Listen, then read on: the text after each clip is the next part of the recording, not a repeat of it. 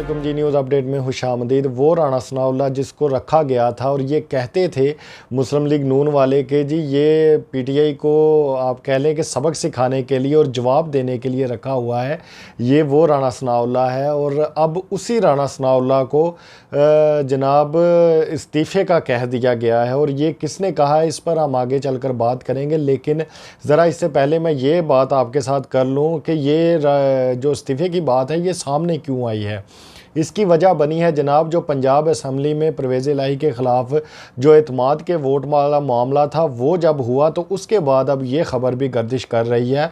और इसके साथ साथ जो अता तारड़ हैं उनकी भी जो इस्तीफ़े की मांग है वो भी कर ली गई है। और अगर ये ख़बर निकली और ये बाकायदा लंदन से ये ख़बर आई है तो ज़ाहिर सी बात है अगर लंदन से कुछ ख़बर चली है तो फिर इसीलिए ये ख़बर यहाँ तक भी पहुँची है, क्योंकि जो राना सनाउल्लाह और अता तारड़ थे ये पंजाब असम्बली में बड़े ठाठ से फिर रहे थे और कह रहे थे कि जी नहीं हमारे हाथ में है सारा कुछ और इनके जो अपने वोट हैं वो ही पूरे नहीं होंगे। और इसके बाद फिर किस तरह से इमरान खान ने जो गेम के जो पलड़ा था वो चेंज किया और कैसे फिर इन लोगों ने वहाँ से जब शिकस्त देखी तो वहाँ से भागे। अब इनको अगर मैं बोलूँ कि जलील करने में सबसे ज़्यादा जो हाथ है वो किसका है तो वो है जनाब आसफ जरदारी का। जी हाँ, और वो इसलिए कि देखें यहाँ पर पंजाब में किस तरह से नून लीग जो है वो ख़त्म होती जा रही है। और फिर हमने देखा जो बल्दियाती इंतखाबात हुए कराची हैदराबाद में, वहाँ पर जो पीपल पार्टी है इसने किस तरह से जो है वो जीत हासिल की। तो वहाँ पर पीपल पार्टी को अगर आप देखें तो वो वहाँ पर जीती जा रही है। और पंजाब में अगर हम देखें तो नून लीग का यहाँ पर सफाया होता जा रहा है। और ये जो सफाया हो रहा है इसमें सबसे ज़्यादा जो हाथ है वो आप कह लें कि ये है जनाब आसफ जरदारी का, क्योंकि आसफ जरदारी ने ऐसा कोई भी मौका हाथ से नहीं जाने दिया नून लीग को जलील करने के हवाले से। और अब जो इलेक्शन कमीशन है वो भी नाराज़ हो गई है जनाब राना सनाउल्लाह से। जी हाँ, और ये नाराज़ क्यों हुई है, क्योंकि राणा साहब ने एक बयान दिया था कि जी जो हल्का बंदियाँ हैं वो ठीक तरीके से नहीं किया। वहाँ पर जो इलेक्शन कमीशन वाला मामला है वो कुछ और है।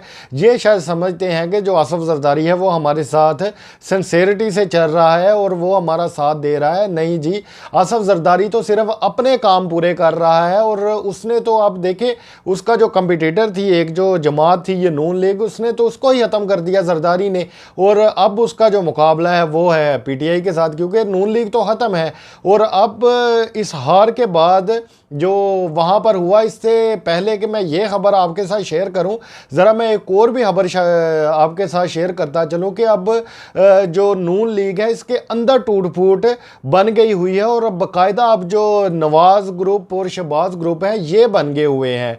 ये खबर जनाब मैं आपके साथ ज़रा लफ्ज़ ब लफ्ज़ उसी तरीके से शेयर करता हूँ और इसके बाद मैं आपको बताऊँगा कि उनके इस्तीफ़े की जो मांग है वो किसने की है। नून लीग के फैसलों में पंजाब की क़यादत को नज़रअंदाज किया जाने लगा। नून लीग के इजलास में राना सनाउल्लाह, अवैस लगारी और उज़मा बुखारी को मदऊ ही नहीं किया गया। ज़राए का कहना है कि मुस्लिम लीग नून अंदरूनी टूट फूट का शिकार है और इसमें शहबाज और नवाज़ ग्रुप खुलकर सामने आने लगे हैं। मरियम नवाज़ के करीबी साथियों को नज़रअंदाज किया जाता है और इन्हें इजलासों में मदऊ ही नहीं किया जाता।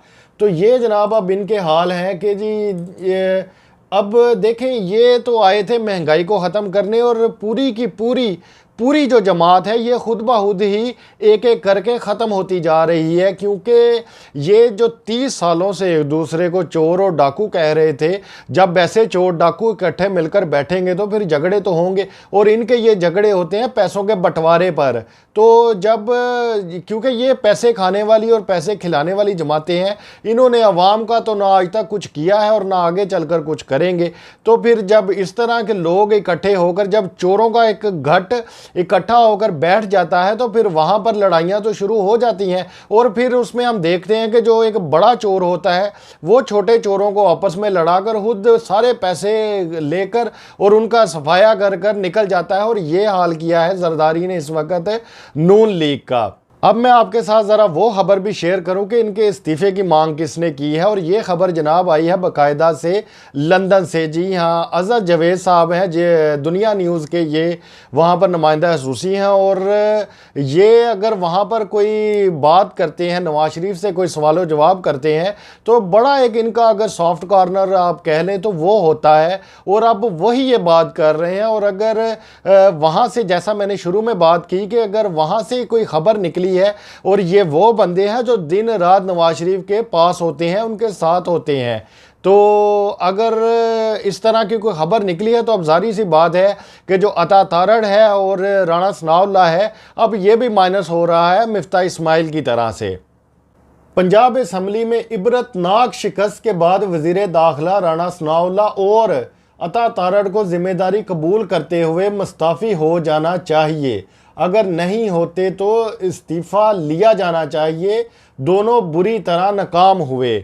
यानी कि अगर ये खुद इस्तीफ़ा नहीं देते तो फिर इनसे इस्तीफ़ा लिया जाना चाहिए, अब ये कह रहे हैं। और ये मैं जैसा आपको बार बार ये बात बता रहा हूँ कि ये वहाँ पर नवाज शरीफ के साथ होते हैं, तो अगर ये कोई बात कर रहे हैं तो फिर यकीनन अब इसमें भी कोई ना कोई सच्चाई तो ज़रूर है। खैर, एक दो दिन में अब इस चीज़ का भी पता चल जाएगा। लेकिन अब देखें, जैसा मैंने आपके साथ पहले जो खबर शेयर की थी कि जी अब ये खुद से देखें, ये आए थे इमरान खान को सियासत से माइनस करने, तहरीक इंसाफ को ख़त्म करने, और ये लोग खुद ही अब एक एक करके किस तरह से माइनस होते जा रहे हैं। और इसमें जैसा मैंने शुरू में ये जिक्र किया कि सबसे ज़्यादा, याद रखिए, सबसे ज़्यादा जो नुकसान पहुंचाया है नून लीग को, ये तहरीक इंसाफ ने नहीं पहुंचाया, ये किसी और जमात ने नहीं पहुंचाया, ये पहुंचाया जनाब आसिफ जरदारी ने।